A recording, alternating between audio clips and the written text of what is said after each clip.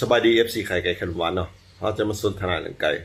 เราจะว่าเรื่องการออกกำลังกายไก่เนาะและการพักไก่เนาะการออกกำลังกายไก่แมันเฮ็ดให้สภาพร่างกายกล้ามเนื้อไก่ขุ่นซิ้นในการใส่แรงงานใส่กล้ามเนื้อในจุดนั้นๆเนาะเฮ็ดให้รู้จักเมื่อยความเมื่อยล้าความเมื่อยความหอบเนาะและเฮ็ดให้กล้ามเนื้อสีขาดเมื่อเป็นดังนั้นแล้วมันจะเห็นให้ร่างกายไก่อ่อนโซบเมื่อยล้าเนาะฉะนั้นการออกกำลังกายต้องมีมือพักเนาะเพื่อหยังเว้นระยะการออกกำลังกายพัก